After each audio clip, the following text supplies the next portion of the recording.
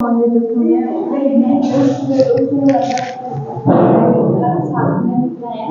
आज हम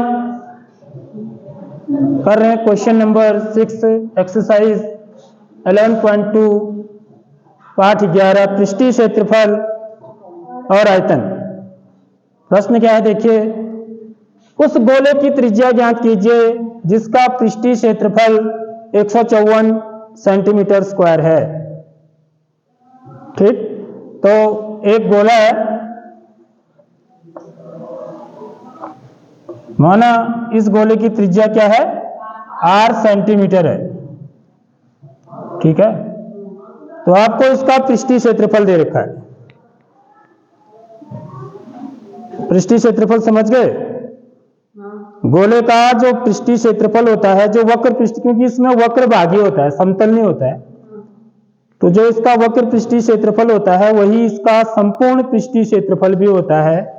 ठीक है, तो इसलिए हम उसको सीधे सीधे क्या बोल देते हैं, पृष्ठीय क्षेत्रफल बोल देते हैं। जो मैंने आपको गोला दिखाया था जिसमें पेंट लगा था, वो वाला बात।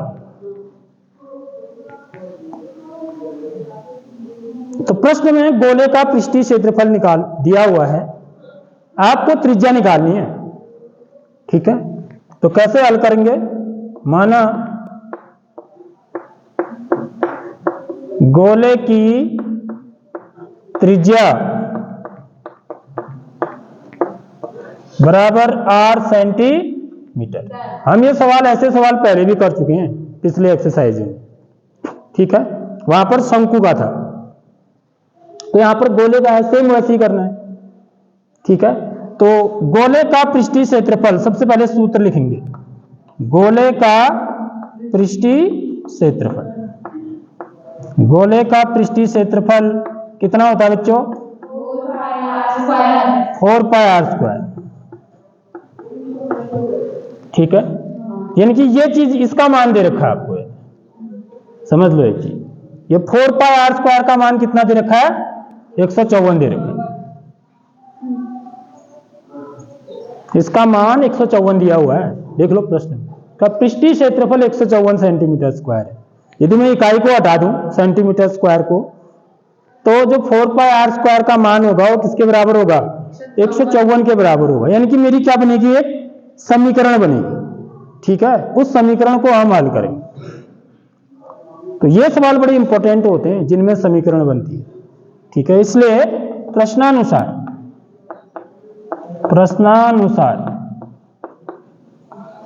आप इसके आगे से इकाई भी लगा सकते हैं, सेंटीमीटर स्क्वायर का यहां पर। ठीक है, नहीं तो अभी मैं चलो छोड़ देता हूं इसको। प्रश्नानुसार 4 पाई आर स्क्वायर, क्योंकि मुझे आर का मान निकालना है तो इसलिए मैं आर इस वाले को इधर लिखता हूं लेफ्ट साइड में, बराबर 154। आगे बच्चों बात समझ में है? आगे नहीं आई? अब बस इसके पाई का मान रख देना है। 4 गुणा पाई का मान कितना है? 22/7 गुणा आर स्क्वायर बराबर 154। तो यहां से आर स्क्वायर का मान कितना आ जाएगा? आर स्क्वायर की वैल्यू कितनी आ जाएगी बच्चों? मैं इनको यहां से हटाऊंगा, समझ में आ रही बात? तो 7 मेरा कहां है? नीचे हर में है। ये दूसरे पक्ष में ले जाऊंगा, इसको, इनको भी दूसरे पक्ष में ले जाऊंगा। तो 7 तो 154 के साथ क्या हो जाएगा? गुणा हो जाएगा। 154 गुणा 7 बट्टे 4 गुणा 22। ये समझ में आई बात कैसे किया? जो अंश में होता है वो चीज जब दूसरे पक्ष में जाती है तो हर में चले जाती है, यदि ये गुणा है तो। ठीक है, और जो चीज हर में होती है वो अंश में चले जाएगी। तो ये चीज को समझ लो अच्छी ढंग से पहले। ठीक है, नहीं तो फिर सवाल गलत भी कर सकते हैं आप। अब देखो इसमें ये किससे कटते हैं, देखो जो कटता है तो उसको काट भी देंगे हम। ये 11 से कटता है, देखो ये 11 दूनी 22, 11 कम 11, 11 चौको 44। 11 का भागा देता ना 154 में, ये 11 कम 11, घटाएंगे 5 में से 1 घटाएंगे 4, उतरेगा 4, 11 चको 44, ठीक है। कितनी बार गया? 14 बार। और 14 जो है 2 से कट जाएगा, 2 कम 2, 2 सत्ते 14। तो आर स्क्वायर की वैल्यू कितनी आ गई बच्चों? 49/4, ठीक है। आर स्क्वायर की वैल्यू कितनी आ गई? 49/4।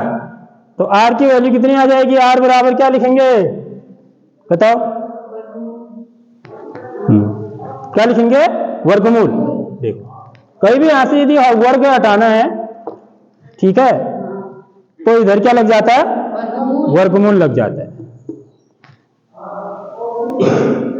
क्योंकि इसके वर्ग का मान है ना इतना, आर के वर्ग का मान इतना, तो आर का मान कितना होगा? इसका वर्गमूल जितना होगा, समझ रहे हो? वर्गमूल 49/4। तो आर बराबर कितना आ जाएगा? 49 का वर्गमूल कितना हुआ? 7। अंश का भी निकालेंगे, हर का भी निकालेंगे। 7/2, यानी कि 7/2 कितना हुआ? 3.5। 7/2 कितना हुआ? 2 का भाग 7 में देंगे, 2 3 6, घटाएंगे 1, दशमलव लगेंगे यहाँ पर, तो यहाँ 0 उतार देते, 2 पंचे 10, तो कितना आया? 3.5। अतः इसलिए गोले की त्रिज्या लास्ट में उत्तर ऐसे लिखना पड़ता है, गोले की त्रिज्या बराबर 3.5, इकाई भी लिखेंगे साथ में, क्या लिखेंगे? सेंटीमीटर। 3.5 सेंटीमीटर, ठीक है। आगे बात समझ में है? क्वेश्चन किसी को कुछ पूछना है? सारी स्टेप समझ में आ गए? नोट करिए।